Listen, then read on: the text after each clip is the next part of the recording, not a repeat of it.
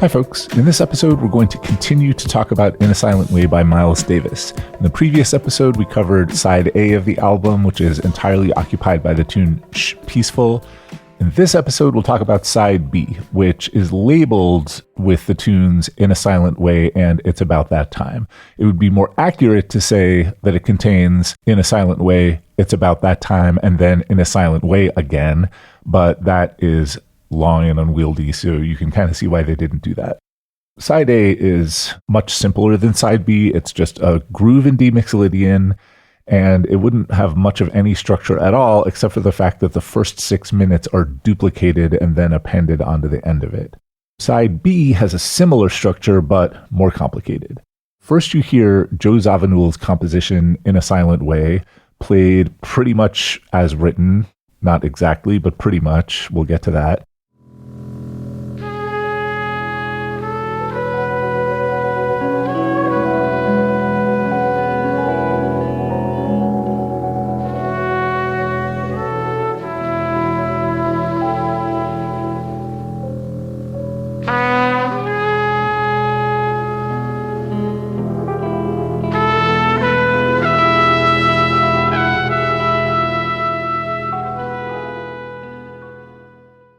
Then it transitions into this tune called It's About That Time.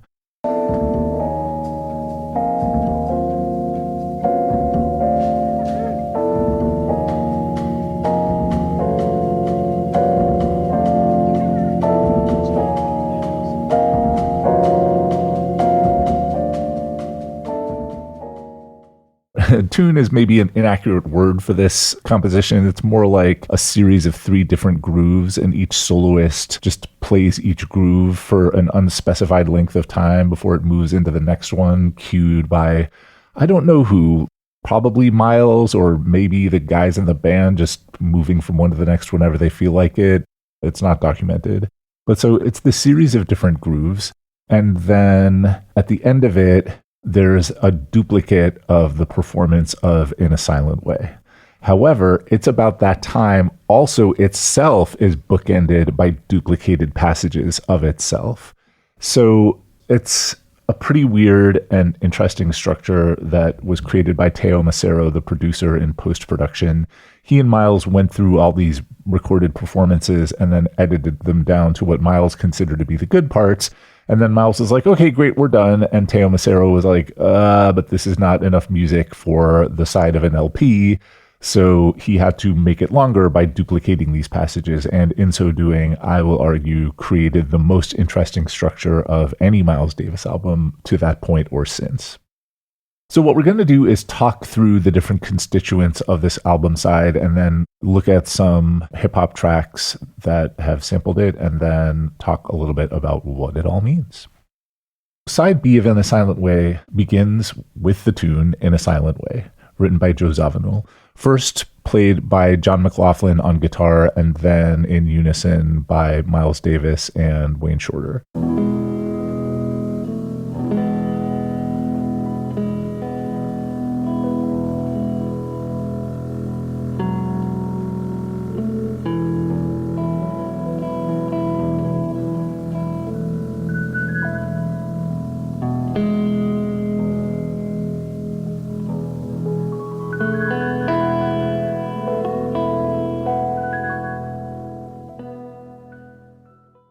They pretty much play it as written. It's this nice rubato melody without a clear metronomic rhythmic pulse. And it's just over this drone, this E pedal that's just E major, or I guess E mixolydian. And interestingly, the tune as written by Joe Zawinul has a chord progression. So here's how Joe Zawinul recorded it.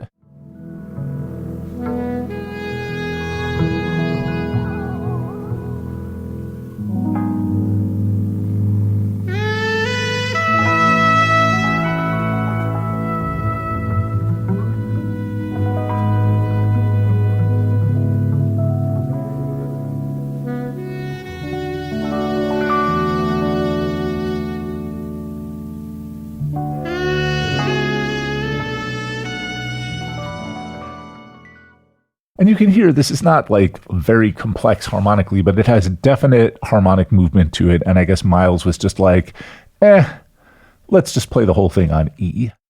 And he famously instructed John McLaughlin to play like naively, like he didn't know how to play the guitar. And yeah, I think that comes across in his performance. It's a nice one. In a Silent Way fades out, and then there's this very abrupt tape edit, and we're thrown into this very, very different musical feel kind of without warning.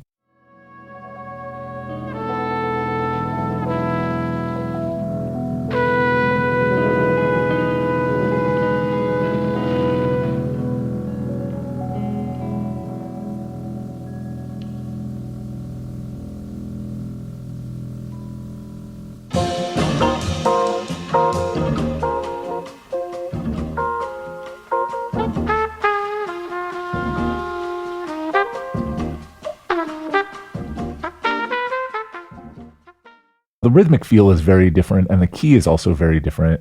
In a Silent Way is in E major, and It's About That Time is an F something. It's a little bit unclear what specifically the key or the mode might be. So this chord, the implicit chord that runs through this whole groove is, I guess you could call it F7 sharp 9. So it's like an F dominant 7th chord with a major 3rd and a flat 7th, but then with the flat 3rd on top of it.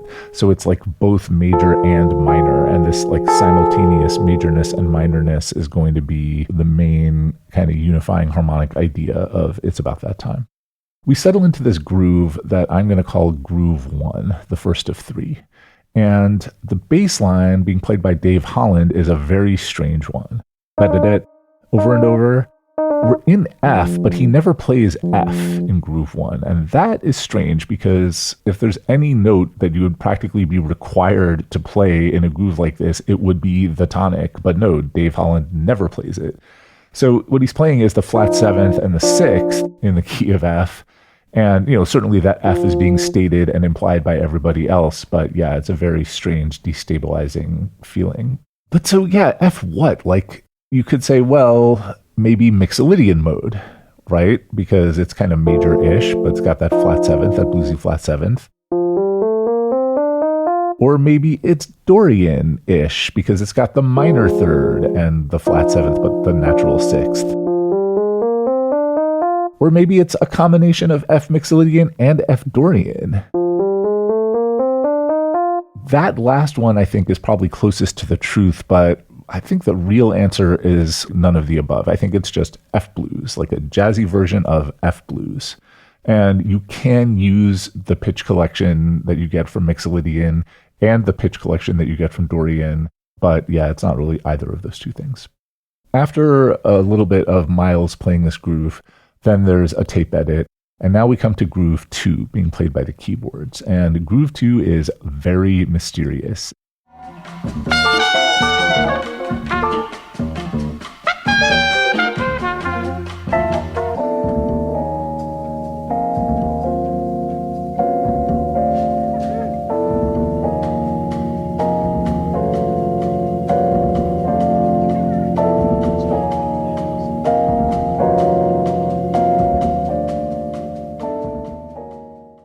It's this series of chords that are mostly what I call fourths chords.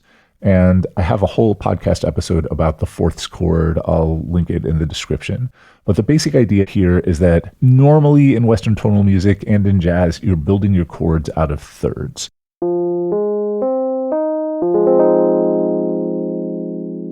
But you can also build your chords out of fourths.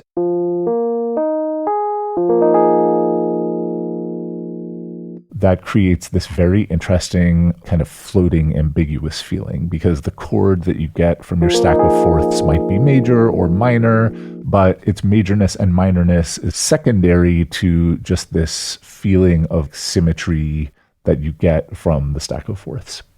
So it's a little bit difficult to interpret these chords in the second groove in It's About That Time. My guess would be that it's B7 sus4, B flat 7 sus4, G7 sus4, D flat 7, and F6. Now, you could interpret those chords in other ways, I'm sure, and, the performers are putting all kinds of other notes into them that suggest other chords, but that is the closest approximation that I can come using standard jazz chord symbols. The intervallic content of these chords is a little bit less important than the melody spelled out by their top line, that ba, da, ba, da, da, da. So there's only 3 different notes in this riff. We've got A flat, and F. And so A is the major third in the key of F, and A flat is the minor third, and then F is just the tonic. So that is a strange series of notes to be playing in that order.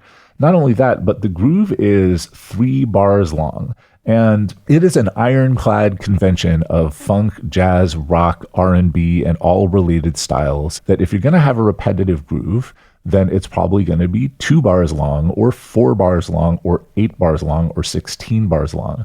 Maybe 12. 12 is pretty common, actually, but it's definitely going to be an even number. And a 3-bar groove is vanishingly unusual.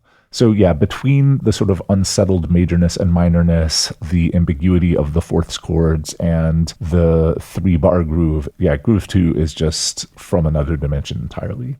There's this short passage of the rhythm section, the keyboard player is playing groove 2, and then there's a tape edit, and we hear John McLaughlin playing a guitar solo over groove 2.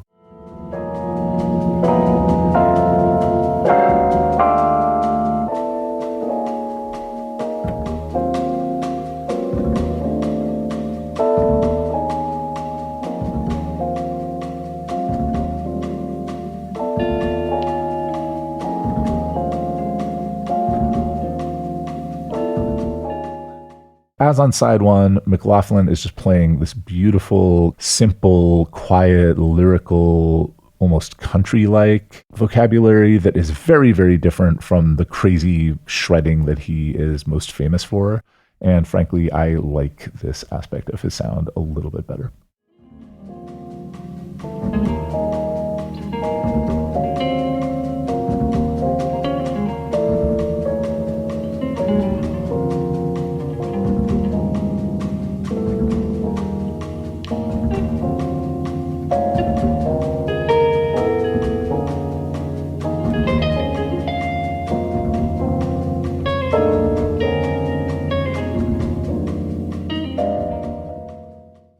As he's playing, we gradually transition from groove 2 into groove 3.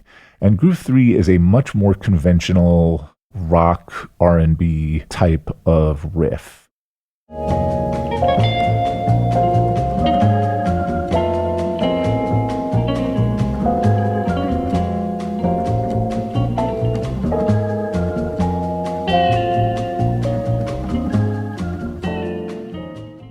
The pitch content of this riff is pretty interesting.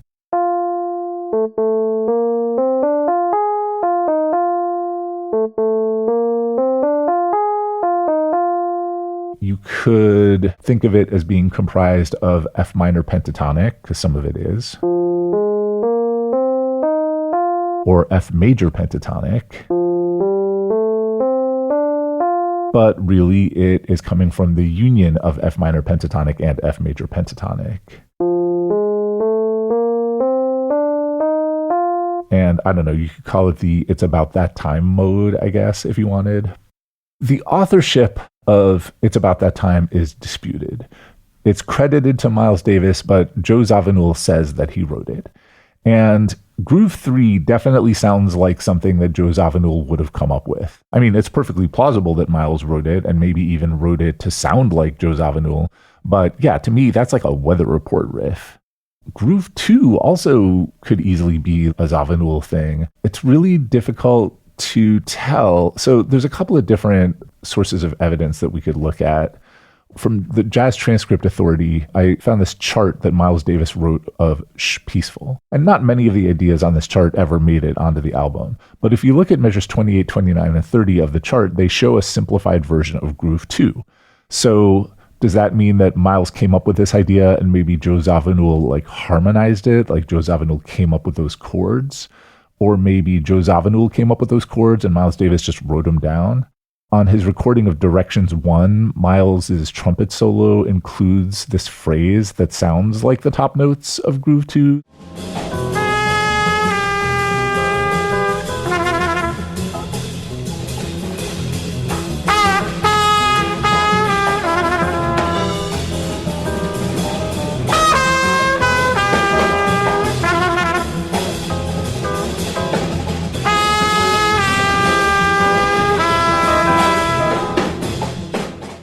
So maybe it's something that he came up with in the moment or something that he was working on anyway. I mean, ultimately, we'll never know. After we hear McLaughlin playing over Groove 3, then there's another tape edit, and we hear Wayne Shorter soloing on Groove 2. As on side A, he's playing this lovely kind of lyrical style, very poppy.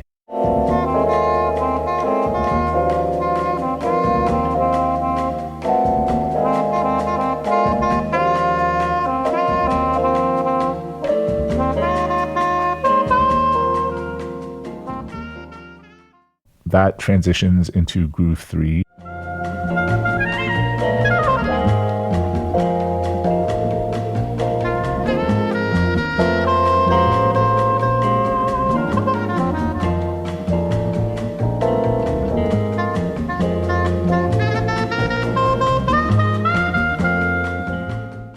And as the solo comes to an end, then we transition into Groove 1.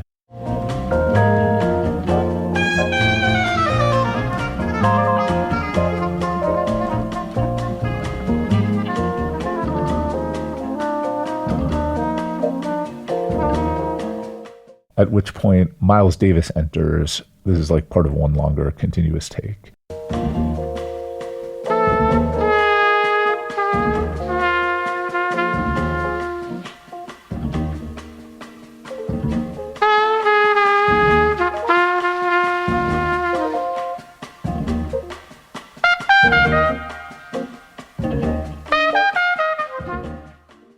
And even though he's playing over Groove 1, he quotes Groove 2, that melody on top of it.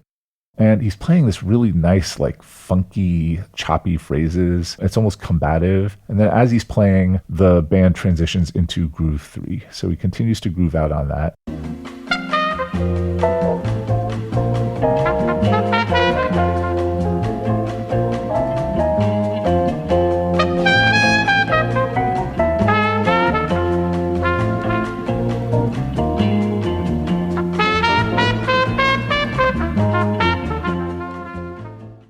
And all of a sudden, Tony Williams' drumming changes.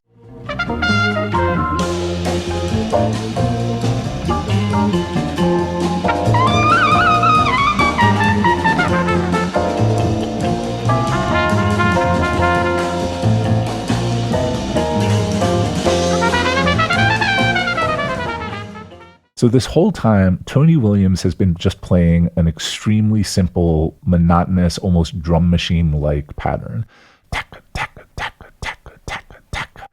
Cross-sticking on the snare and the hi-hat, and that's it. Super, super simple. And I don't know if Miles told him to play that or if that's just what he felt like playing, but all of a sudden, as Miles is playing Groove 3, he like busts out with this more kind of free rock-sounding pattern. And I don't know if he was cued to do that by Miles or he just all of a sudden felt like doing it or what, but yeah, it's quite a surprise. Miles continues his solo and the rhythm section transitions back into Groove 1. And now we're hearing the segment that we already heard at the very beginning of It's About That Time. Like this segment of Miles' solo is the part that got duplicated and then appended to the beginning of It's About That Time, but we heard it first. So now this sounds like a duplicate of what we already heard. It's confusing.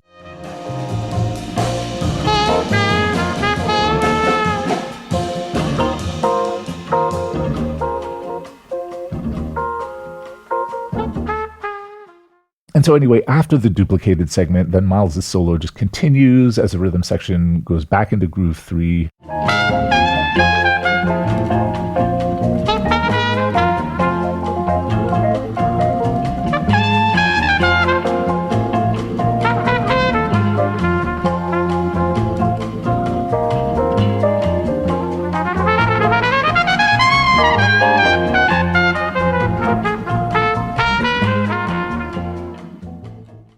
His solo ends. The rhythm section coasts to a halt on groove 3, and to me it sounds like they're kind of waiting for Miles to like give him the cutoff, and he's just not giving it. So they're just like, we're just gonna keep playing it, I guess. Like, it feels a little bit tense, but it's lovely.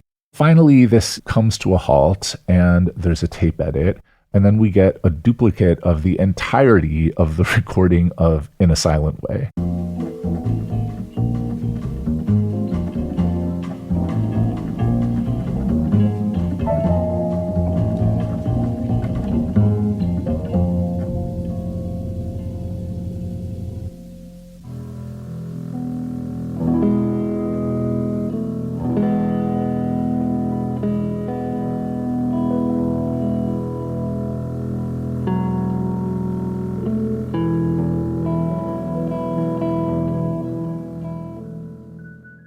And it's a pretty abrupt transition because, we've been in F this whole entire time. F major, minor, blues, whatever you want to call it. And then we suddenly transition back into E major and coast out through the rest of the album side on E major. So how would you describe the structure of this album side? I mean, side A is kind of like sonata form, ABA, or head solos head. Side B is a little bit more complicated because you have this composition and then a duplicated segment of this other composition and then the other composition and then the duplicated segment again, but in its original context now, and then a complete copy of that first unrelated composition. It's complicated. It's weird, yeah. I don't know. Like, it's very strange, but because of the repetition, it makes logical sense. Yeah, like harmonically it doesn't make sense, but just the fact of the repetition of it imposes like a musical order that isn't really necessarily there in the raw material. I mean, you could think of the entire album as one coherent work that's moving through these three keys. So first you've got this long section in D Mixolydian, and then you've got a section in E major, a section in F blues, and then a section in E major, and that's the composition. And I think that's kind of an attractive way to think about it. But if the whole album is a composition, who is it a composition by? Miles Davis is the credited composer of Shh Peaceful and It's About That Time, although are they actually Joe Zawinul tunes? No one knows. And then there is this Joe Zawinul tune, but the album as a whole, should we consider it to have been composed by Miles Davis or really by Teo Macero or really all of the above? Yeah, it's a difficult question, right? Like, our concept of authorship isn't really nuanced enough to fully cover these kinds of situations. This is really more a piece of electronic music than a piece of jazz. And electronic music producers recognize that, oh no, this really belongs to us. And this side of the album gets sampled a bunch, quite a bit more than side A. So I've got a couple examples of rap songs that sample it. For some reason, these are all European rap songs from the 90s. I don't know what that means.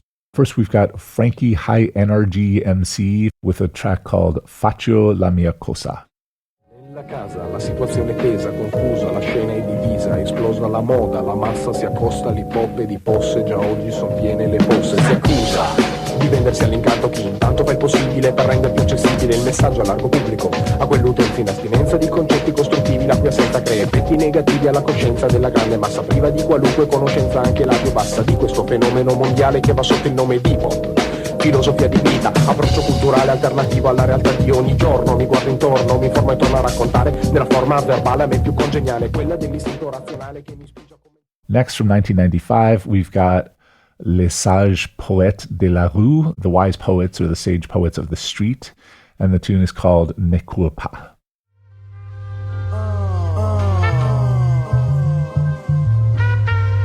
Ne cours pas sur le beat, funk, funk, funk, funk. C'est les sages. Verse, mon verse, avant je m'exerce quand tu tergiverses, que tu verses, que tu... We have another Italian track, Neffa e Messaggeri Della Dopa, and the song is called Dopamina.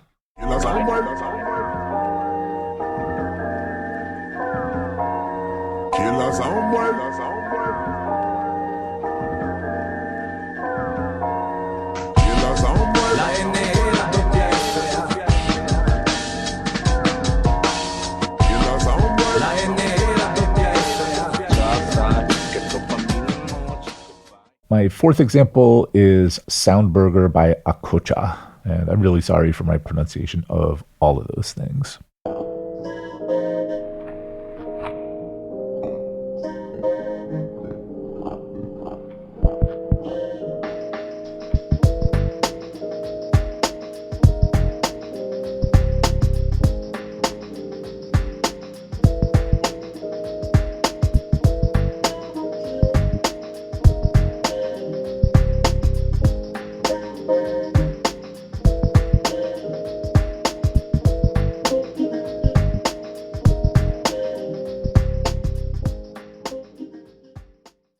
As for Miles Davis, his music definitely stayed in this kind of funk, soul, rock, R&B direction, but it did not stay serene like this.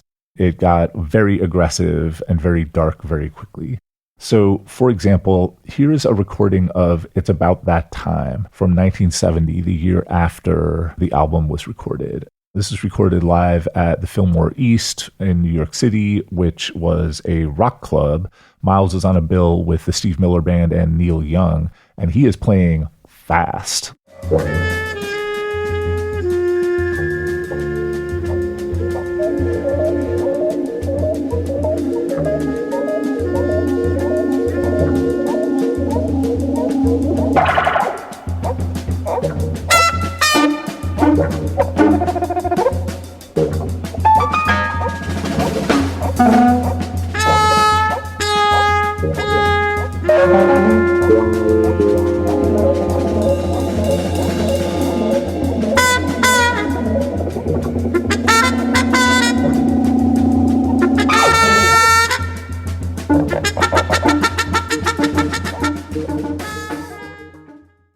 The original It's About That Time is 135 BPM, something like that. So, up, but like medium up.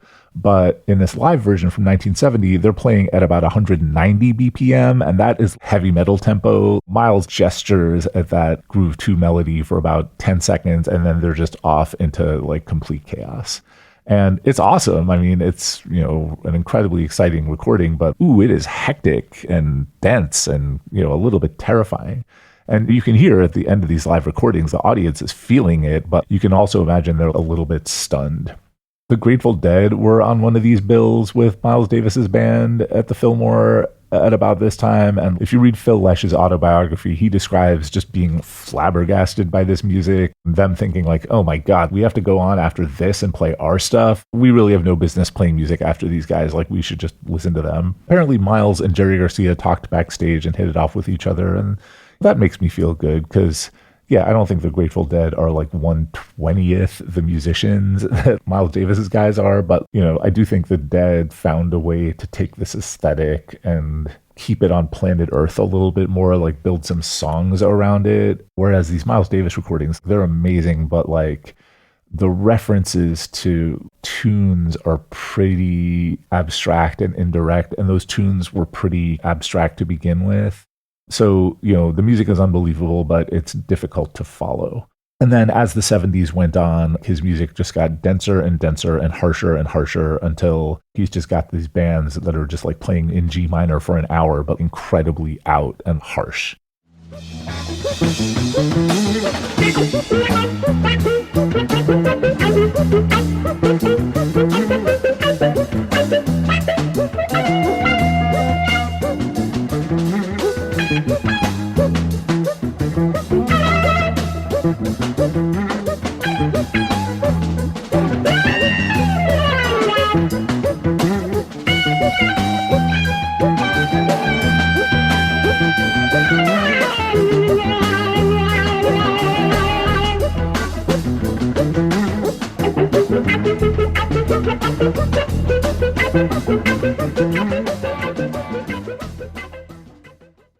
And then he disappears off the face of the earth for a few years and reemerges in the 80s, having done a lot of drugs and just generally not having taken care of himself. And then his music in the 80s is very controversial. It has its defenders, and it was commercially pretty successful, but there's two things that make it controversial. And one of them is he's playing with a lot of synthesizers and some drum machines, and It's this very kind of bright, plasticky 80s production. And he's playing these tunes that are much more kind of 80s pop sounding. They really don't sound much like jazz. And also, he just, like, his playing is just kind of not there. Like, he doesn't have the physical strength and stamina that he had when he was younger. There are people who will definitely go to bat for the sort of like 80s-ness of that sound, and I can kind of get behind it. But then you're like, but his playing as kind of editorial judgment is not really there. But I don't know. I think some of the concepts are pretty remarkable. You know, he's playing human nature and time after time, and I don't think he's playing those things amazingly well, but I do think it's significant that he's like, guys, it's the 80s now. We got to be following Michael Jackson's cues because that's what's going on in the culture. And we, you know, as jazz musicians should be on top of that, you know. His last album, Dopa, was basically a hip hop album with samples and rapping on it.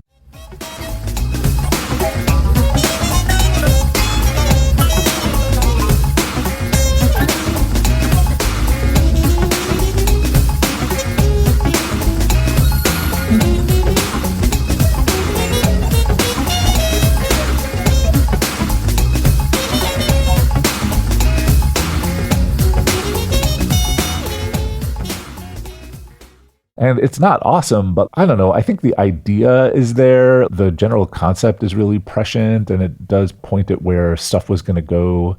Certainly with the more jazz-influenced rap of the 90s, like, you know, A Tribe Called Quest and Diggable Planets and people like that.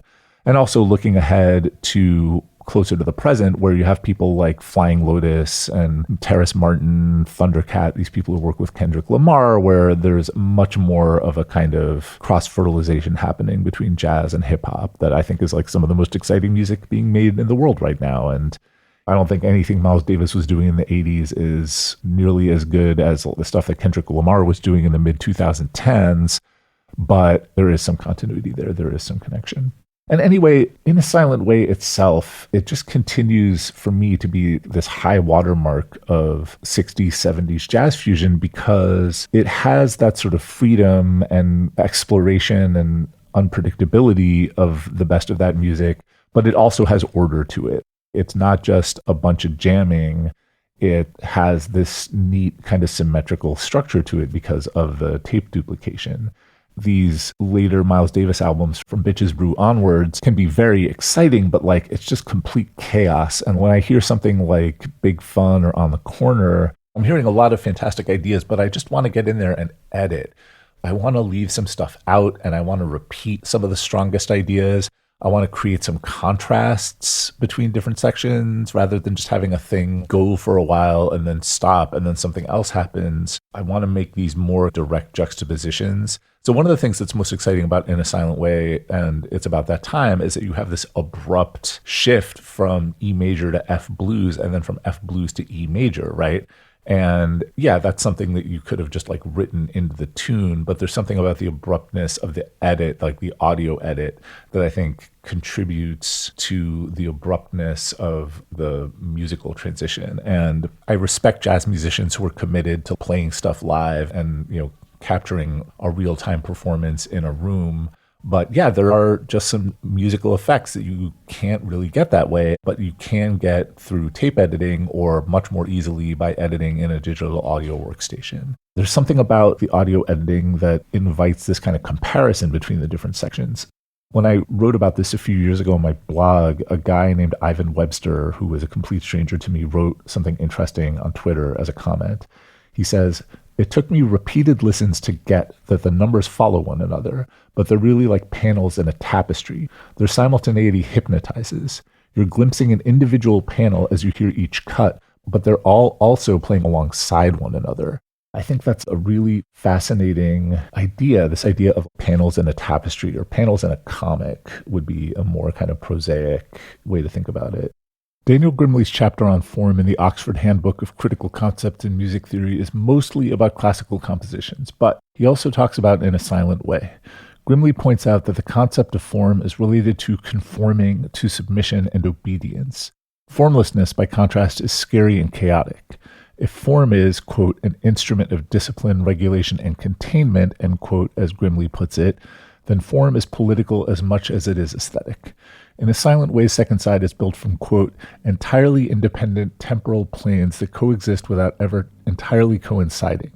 Each plane suggests a different rate of motion as well as a different mood or affect, but it is their simultaneity, the productive friction between their individual rhythmic layers, which creates a new sense of formal logic or cohesiveness, and which lends the track its feeling of openness, end quote. Grimley compares In a Silent Way, and it's about that time, to Machaut's Rondo 14, which is a crab cannon over a palindrome. So he says that both Miles Davis and Machaut test the limits and boundaries of form, question the idea of beginnings and endings, and destabilize the listener's orientation in musical time. And finally, Grimley points out that the title, It's About That Time, can be taken as a play on the track's own unusual sense of time structure. Now, if you can hold a lot of information in your head, you can think of the different tracks on Bitches Brew that way, or the ones in On the Corner, but you have to kind of do all that mental labor yourself. It's not there in the music. And it could be, I can't fault Miles or Teo Macero for an inability to look into the future, and even if they could have, who knows if they even would have wanted to. Like, I don't get the sense that Teo Macero was super interested in tape editing as a compositional style. It's something that he just did out of necessity to fill up an LP with Miles Davis music. But to whatever degree they were enthusiastic about doing this versus just doing it because they had to, they did create this extraordinary model that I think has huge potential, like just enormous potential to it. And it's something that could easily be adopted by not just jazz musicians, but like jam bands or, techno producers, hip hop producers. I think it's a basic structure that you could pretty much do in any kind of improvised music. There are starting to be people who are, approaching jazz music by like jamming and then editing stuff together. But yeah, I haven't really heard much that's organized on this larger scale the way that In a Silent Way is. And it's something that I would really love to hear more of. So I don't know if people are listening to this and can recommend me things that people are doing in this idiom, like following this model. Yeah, let me know. I would be interested. It would also be really great if Miles Davis's estate would just let us at all these recordings as sample libraries. Yeah, because they are amazing sample libraries. I feel like Teo Macero barely scratched the surface of the possibilities here. And they did let Bill Laswell remix this album a few years back, and that's cool, but I'm like, yeah, great, but let's let everybody do it, yeah? That would be such a gift to the world. Yeah, there we go. In a Silent Way. My favorite Miles Davis album. I think definitely the best jazz fusion album. For my tastes, the best Miles Davis album, which would put it in the running for the best jazz album by anybody, possibly the best album by anybody. I think it's a little bit meaningless to say that something is the best anything. My kids are always asking me, oh, what's your favorite color, your favorite animal, your favorite fruit, da-da-da. And I'm like, adults don't really have, we don't really rank our aesthetic experiences that way. I know, some critics and journalists do. When I say that, this is the best Miles Davis album, that's kind of a meaningless statement. But what I'm trying to convey is that I really love it. I've spent a lot of time with it, and you never get to the bottom of it. And yeah, thank you very much for listening.